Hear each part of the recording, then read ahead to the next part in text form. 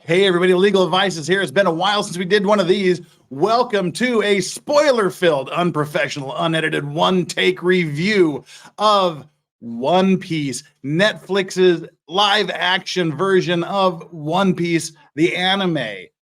It's so unprofessional that we've got two hyperventilating bulldogs here on the floor, some English bulldogs. So if you hear hyperventilating, huffing, heavy breathing, it's not me, it's them. That's how unprofessional we are. And this is all one take.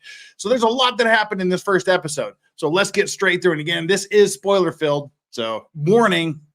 All right. It starts out with a little semi Game of Thrones kind of opening. And then there's a little bit of introduction to the world of the pirates. And then we go to Logtown. Apparently it's in Scotland because they have Scottish accents.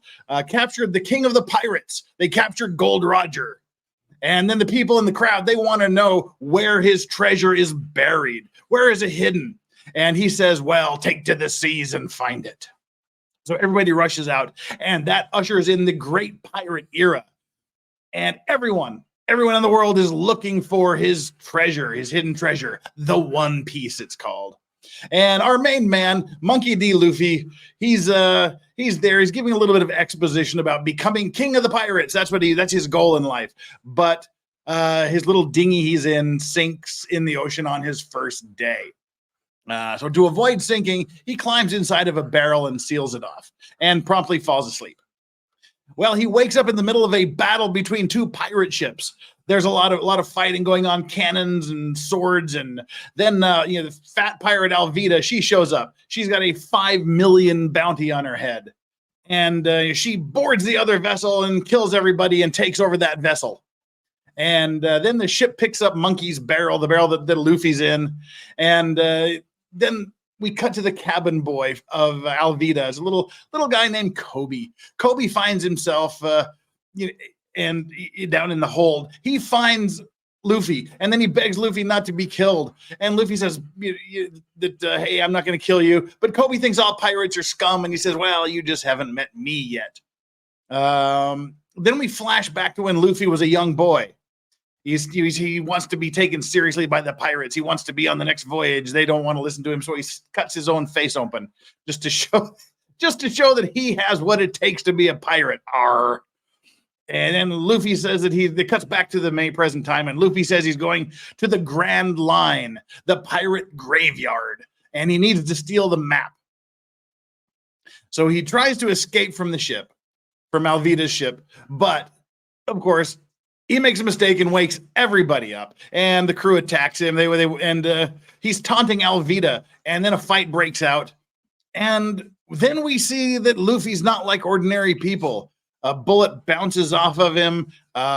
He bends around weapons, and she asks, "What kind of monster are you?" And he says, "Oh, I'm the stretchy kind of monster." So he does his, if you're familiar with the anime and whatnot, he does his gum pistol, which actually is not a gum pistol, it's a gum bullet, but hey, we're gonna argue. So basically he stretches his hand like a mile back, and goes wham and blasts her in the face and knocks her off the ship. And everybody sort of pays attention to him now. And then he invites Kobe to join him on his little boat and said they need to get a boat. I don't know why he just didn't take the boat he was on. The crew was already obeying him after he knocked Alvida into the water, but they decided to take off in this little dinghy, so they set sail there.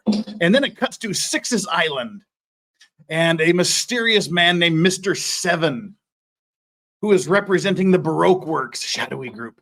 He tries to hire a pirate hunter named Rorona Zorro, and apparently Zorro has some unique sets of skills, and Zorro rejects him and says, I'm doing my own thing.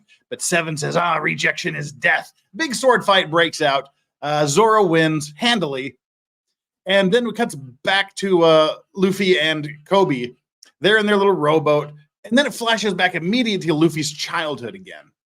After he's cut his face open, he goes down and looks at this box. He opens the box, and there's a weird-looking fruit in it. He eats the weird-looking fruit.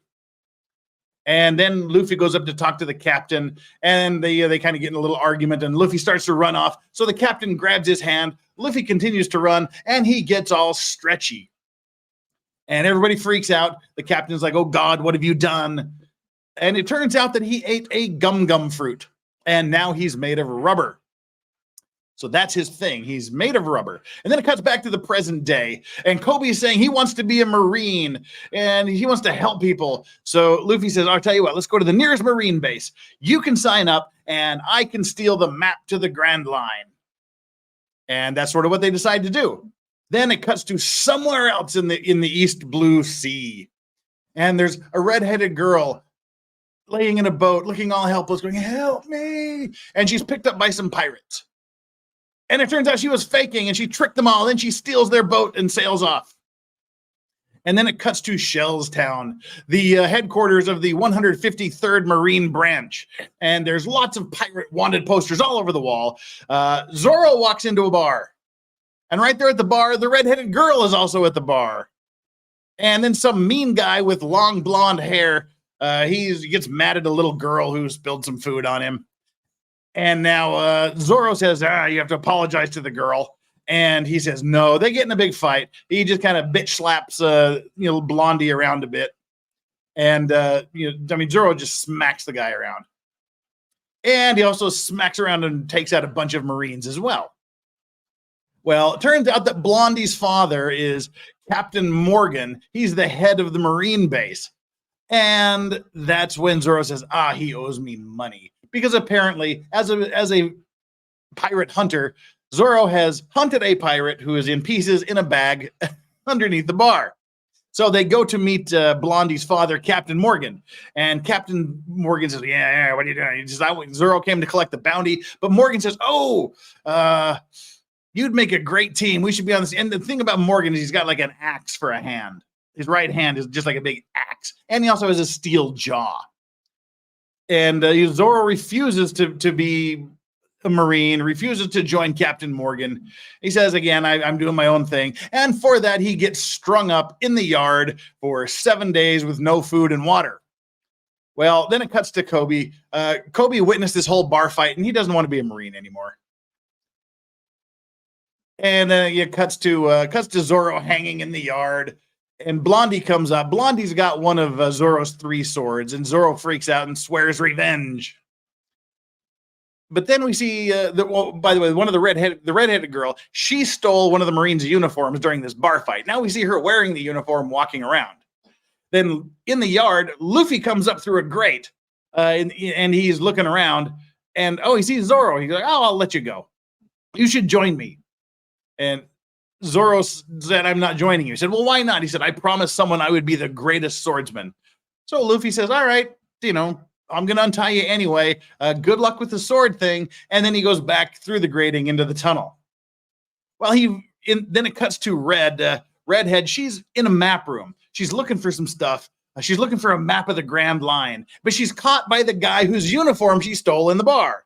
And so there's a big fight that breaks out. And, of course, she comes out on top. And just then, Luffy falls through the ceiling and crashes into the room. They work things out, and then they both go to look for Morgan's office. They've decided that the map to the Grand Line is in Captain Morgan's office. So while they're going there, they run into Captain Morgan, and it gets awkward really quick, but then it cuts away to Blondie. Blondie is being weird. He's in his room. He's playing with Zorro's sword. He's shirtless in front of a mirror looking at himself. Well, nope, there's a big ass shot. So he's naked in front of the mirror looking at himself, playing around with a sword. Yeah. So that's how that goes. But while he's naked there playing with the sword, Zorro comes in and interrupts his weird little play thing. And he begs for his life. Blondie begs for his life. Don't kill me. And Zorro says, I'm going to do something much worse. But then it cuts back to Red. We find out her name is Nami, and she's pickpocketed the keys from her interaction with Captain Morgan. Luffy says, hey, you're a thief. Why don't you join with me? And she refuses to join with him. But they get into Morgan's office. They find a big safe that's bolted to the floor. Then it cuts back to Captain Morgan. He realizes his keys are gone. He raises the alarm, and he runs back to the room, and he's doing a here's Johnny thing with his axe hand on the door, cutting through the door, trying to get in. And Luffy, he's got an idea. He tries to lift the bolted down safe, and his arms get really, really stretchy. Eventually, the bolts break, and that rubber band slingshots the safe and him and Nami back through the window. They fall out of the tower. They smash on the ground, but he absorbed it because he's made of rubber, so that saves that day. And so now they're back in the yard. They've got the safe there, and then about 1 million guards show up, and that's when there's a big fight. There's a big fight between Luffy and Nami and all of the guards, but then Zorro shows up and he feels kind of guilty, so he joins in. And then Axe Hand Morgan shows up, and then it's boss fight time. So they fight Captain Morgan, and who doesn't fight Captain Morgan every now and then? So they fight Captain Morgan, and it looks like having a hand like made of a gigantic axe is kind of unwieldy, but he's kind of strong. And then they start to wear him down. Then Luffy does a gum whip, which is like a whipping roundhouse kick to Captain Morgan, and KOs him. Yay, they've won. And Zorro's like, what was that gum whip thing? He's like, hey, all great fighters call out their finishing moves. And Zorro says, yeah, no, not really. No, they don't. But then they take the safe, they get to the boat, and Blondie shows up to arrest them. He's got guns.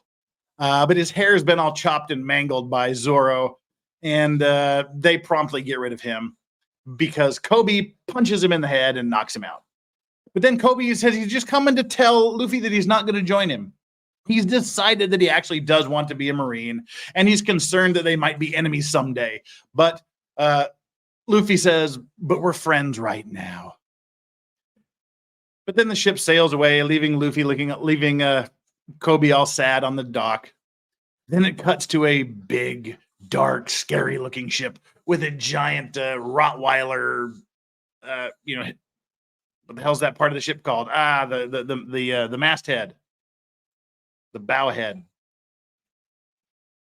It's just suddenly slipped my mind what the hell that front part of the ship is called, where they have the figurehead. The figurehead. There we go. Yeah, it's got a big giant bulldog with a big spiky collar as the figurehead of the ship. And then it goes inside, and there's a weird little like white and blue giant snail that's kind of making Mongolian throat singing noises, going meh, meh. It turns out it's kind of a phone.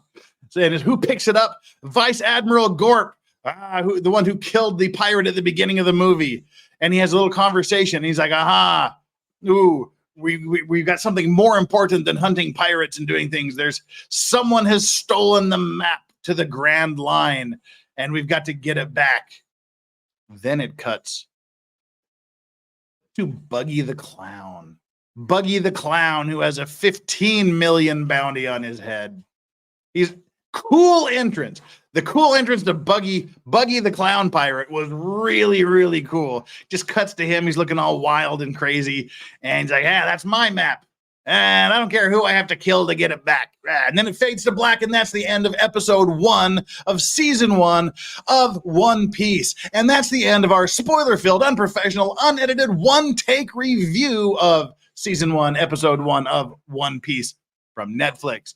Please hit like, hit subscribe, and come back for episode 2. Until then, Legal Vices saying, whatever you do and whoever you do it with, and however good it feels, just make sure you always enjoy your legal vices.